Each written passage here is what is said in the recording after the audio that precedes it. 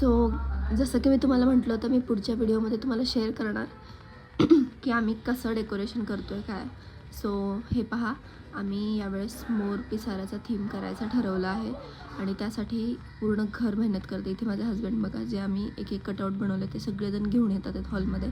त्यानंतर आम्ही जमिनीवर ठेवून एकदा ट्राय करून बघितलं आपल्याला एक्झॅक्टली कसं लावायचं आहे. त्यानंतर आम्ही आणखीन इथे एकीकडे बनवायचं सुरूच आहे. पूर्ण घरात सगळ्यांची कामं सुरू आहेत काही ना काहीतरी. सो त्यांनी मेजरमेंट घेऊन आता हे लावायला सुरुवात केली आहे एक एक करून. सो आम्हालाही वाटलं नव्हतं की रिझल्ट एवढा सुंदर येईल त्याचा. आणि म्हणजे की असं वाटतं की आपण हुबेहूब मोर तिथे बघतो आहे आणि त्याचाच तो पिसारा आहे. आणि जसं आमचं हळूहळू चिटकून झालं, आम्ही थोडासा ब्रेक घेतला मध्ये आणि आम्ही थोडे फोटोज काढले लाईट्सबरोबर. आणि ते फोटोज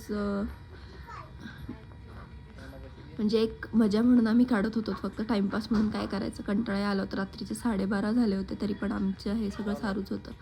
आणि हे बघा डेकोरेशन किती सुंदर दिसतं. अजून थोडंफार बाकी आहे त्याच्यामध्ये. हा आमचा एक साईड बिझनेस आहे, मी हारांचं सुद्धा काम करतो.